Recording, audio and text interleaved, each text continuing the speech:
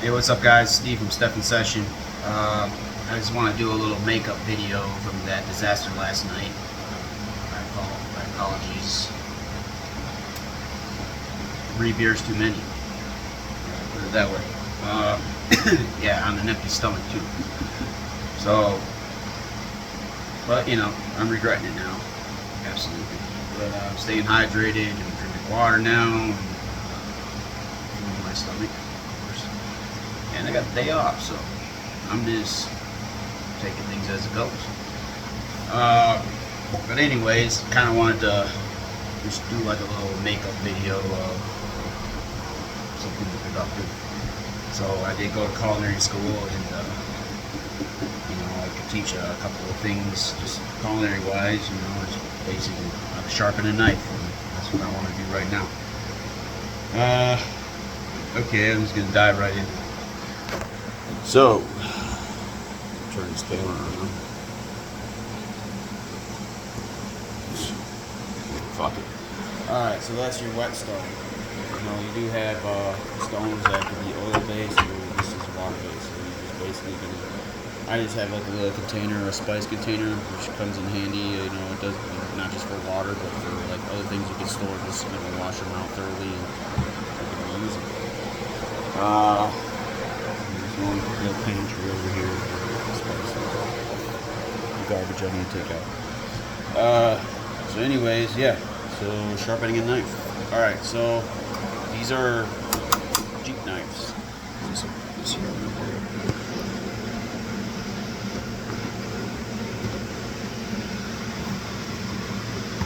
yeah, these are cheap knives. I got them for like $30 at Walmart. I don't want to go too cheap. You definitely get what you pay for. So, I kind of like look for an average. These aren't the greatest, but if you're on a budget, a tight budget, if you get a whetstone and a honer steel, those cheap knives, if you take care of them good and keep them sharpened, they'll work just, I think, just as good. It just depends how well you take care of them. So I like to keep mine sharp all the time, obviously. I'll just do this just fucking for idle time. This is a whetstone. So now, if you were dealing with a very dull knife, let's say, you never sharpened it, or maybe you picked it up at a garage sale and it's cracked, right? So you want to go for the heaviest course, which is usually this slate gray color. And most of the stones will be bladed. So you got your heavy course, I like to call it, and then the tan brownish color, that's the medium. So that's where I'm going to start, actually, because like I said, my knives are already sharpened. So you don't want to start it on a very coarse stone, because you're just going to end up probably damaging the knife more than you're just looking for a touch-up. It's like, why go all the way to a very, let's say, aggressive, barbaric grit, when you don't need it. So, switch it to the medium. You kind of get that in between, If you sharpen your knives consistently, this is where I would start. I'll go with medium. The fine one, that's up to you. That really doesn't do much, but kind of that's what your honer and the steel is for. So, technically, this doesn't sharpen your knife. It just hones it. You're just kind of bringing the steel back into place on the knife. So this is not a sharpener. This is a sharpener. Whetstone, oil-based stone, or just take it to a blacksmith, which I used to do. Anyways, yeah, that costs money too. So I'm gonna keep it on the medium grit,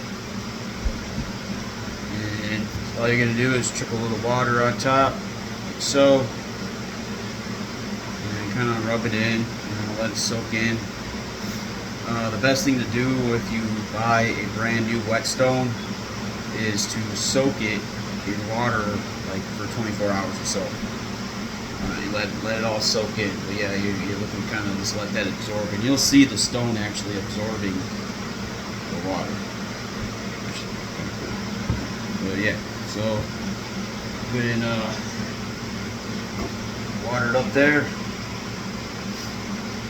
Okay, so now we're gonna start with the sharpening process. You're gonna have it on an angle like this, and you're gonna turn the knife up about 25 degrees. And you're gonna start back here. And you're just gonna do little slow sway. 1, 2. Now, for your dominant hand, or whichever your good hand is gonna be harder when you have to switch hands to keep it on that 25-degree angle. So you just gotta kind of practice and get your wrist into practice and get that muscle memory going. But yeah, it's basically what you're doing is you're just swiping nice and easy on a 25-degree angle, starting right from the tip at the corner of the stone, and kind of work your way across. Easy. You're kind of pushing, but you're letting it kind of slide. You're just kind of getting into that grit, that stone. That's what's sharpening it. 25, this is what I'm saying. Like, I'm left-handed, so I'm directing with my right hand, so it's a little more difficult for me, for anybody, unless you can do everything with the dominant hand or like whatever. Anyways, yeah, so 25-degree angle, same thing, nice and easy. You gotta try to keep that angle up. You don't want to. What I like to do is I'll lay it flat for a second, right at the corner, raise it up, just a nudge, boom, right in there. Same thing on this side. At the corner, raise it up, boom. And then of course, if you want to test your knife, do not slide your finger with the blade, but against the blade, like against the grit, the grind.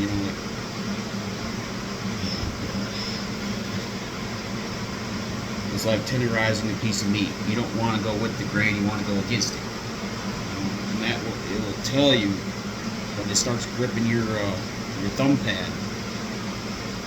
It's sharp.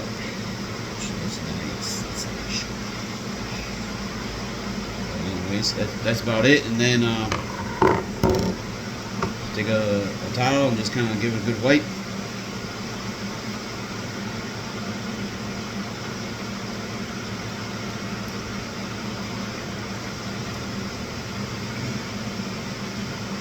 Yeah. And then take your steel. Same angle, about 25 degrees. Don't hold it towards you like this. Of course, like right out like this, and you're going to have the knife pointing up. 25-degree angle. And what I like to do is, you can see my index finger, I kind of have resting in between the knife and the steel, and it kind of gives you that estimate of the angle you need. Okay, and then the same thing on the other side. All right, so.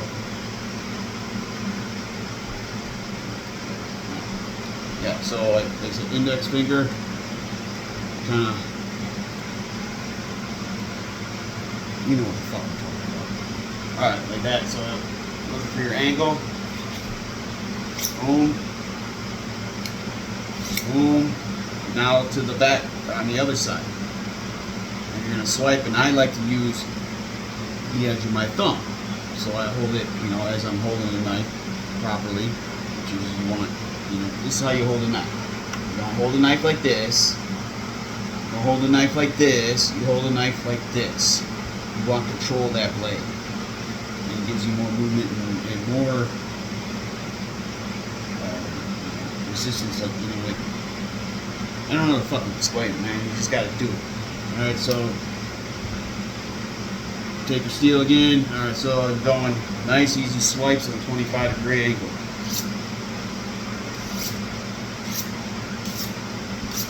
Like I said, I'm letting my thumb here kind of guide me to the angle I need. The same when I go around to this side. So like I said, you're going here, here, here, to here, here, to here. Alright, so here, index finger. Hold that angle and swipe. Now here, use my thumb. And kind of wedge that in between the blade and the steel. And you go swoop, swoop, swoop.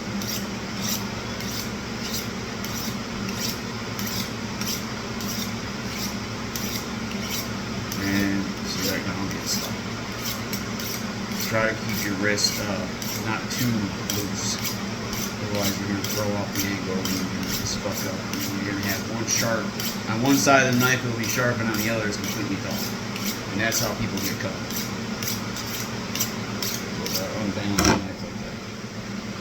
And how to test it, pull your finger that way and then reverse too. You know, because like I said, you have an uneven blade, you're liable to cut yourself or you're going to screw up the whole, you know, whatever you're cutting. So right here, this is gripping good. I mean, that's sharp. Then I go around to the other side, it seems a little dull. So I think I fucked up on the angle. So obviously, whereas gripping, that side of the knife is sharp. So I need to hone out the opposite side, which would actually be right in front. Try to watch that angle nice. Do a couple swipes. I'm going to test it again. Good. It's better. Still though, it's yeah. This takes practice, man. I don't expect to have a perfectly even blade on your first try, but if you do, kudos to you. So this side's good, so I'm looking for another couple swipes here. Okay. Good. I mean, it's even, but now it just doesn't seem sharp. So, if all in all, just go back to the medium grit, pour a little more water in there,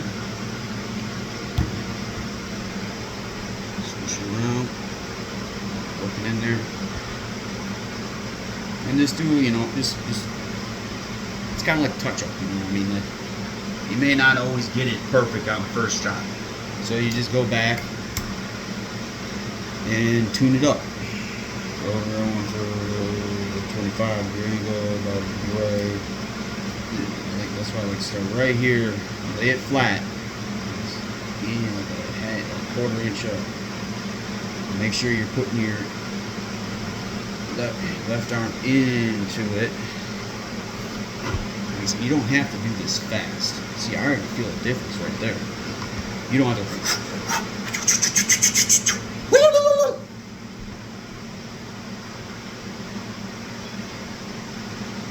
That's showboat. That ain't cooking. Alright, so same thing on the other side. 25-degree angle. The point is getting into this and enjoying it. You know, it's like, well, I have my morning coffee and then sharpen my knives. Do my inventory check, whatever. Groceries I need or something. That's all you know. That's all business is, right? I helped out at a business as a head chef. And, yeah, it's your baby.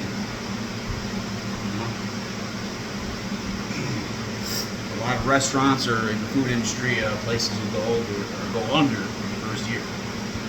If you can at least break even in the first year, you might have a fighting chance. spot. It's a hard business.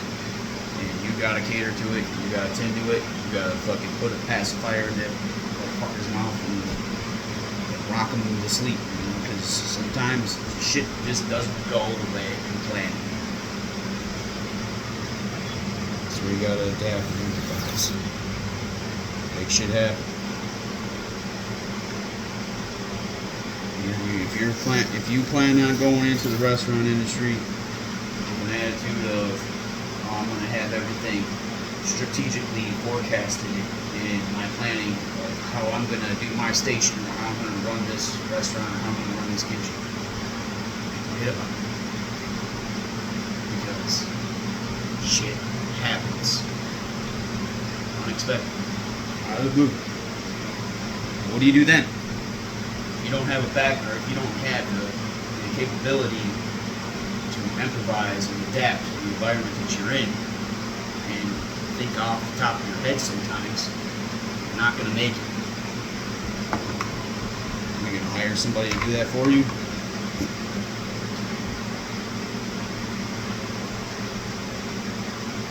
I think fucking being in the restaurant industry is fucking awesome. Yeah. We're just blue collar labor, whatever. You know what I'm saying? You have no fucking clue.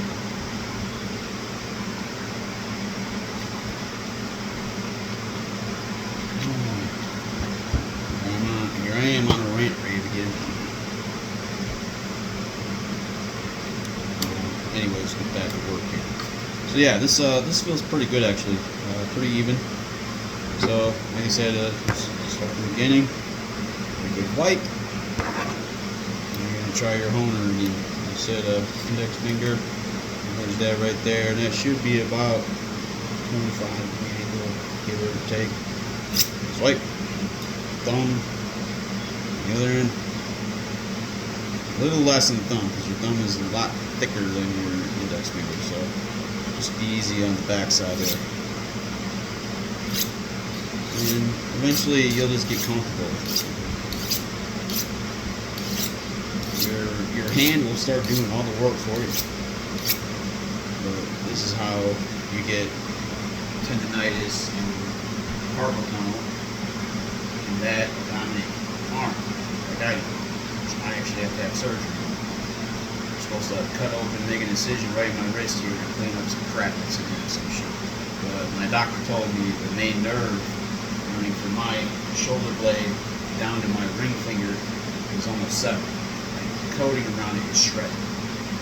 And that's just because, you know, when you're using your good arm, you know, I'm left-handed. I use like using my left arm. It's natural. I can use my right, and I'm not completely incapable, which I've been having to learn how to use my right a little more, and leave my left alone and do more stretches with my left arm. There's techniques that they show you when you develop carpal tunnel. That stuff's a bitch.